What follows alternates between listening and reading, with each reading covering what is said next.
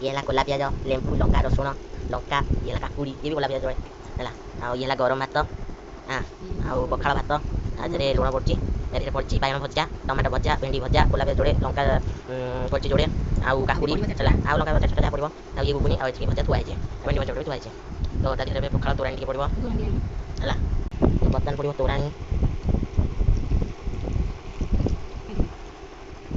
ତ ଏଇନା ମାମା ପାଗ ବନାଉଛି, ଲୁଣ ପାଣି ବନାଉଛି, ଆଉ ଇଏ ହେଲା ପୁରା କଷି ବାଇଗଣ ହେଲା। ତ କଳା ଚକଟିକୁ କାଢ଼ିକି ବାହାରେ ପକାଇ ଦିଆଯିବ। ଏ ବାଇଗଣଟା ପୁରା ଫ୍ରେଶ୍ ବାଇଗଣ ଦେ ବାଇଗଣ ତ ବର୍ତ୍ତମାନ ବାଇଗଣ ମନ୍ଥା ହେବ, ସବୁ କଳା ଗୁଡ଼ା କାଢ଼ିକି ପକାଯିବ। ତ ଏହାକୁ ପୁରା ପକାଇକି ମନ୍ଥା ହେଲା ପରେ ଆଗ ଦେଖାହେବ ପୋକ ଅଛି କି ନାହିଁ। ତ ବାଇଗଣ ବର୍ତ୍ତମାନ ମନ୍ଥା ହେଇଗଲା ଗୋଟେ, ଆଉ ଏଇନା ଟମାଟୋ ଗୋଟେ ମନ୍ଥା ହେଲା, ରସୁଣ ମନ୍ଥା ସରିଛି, ତାକୁ ଟିକେ କାଟୁକି ନେଖିଆ ହେବ। ତ ଏମିତି ଆଉ, ତ ଇଏ ହେଲା ଗରମ ଭାତ, ପଖାଳ ଭାତ, ଲୁଣ ପାଣି, ଆଉ ଇଏ ହେଲା ମଟର ଆଳୁ ତରକାରୀ।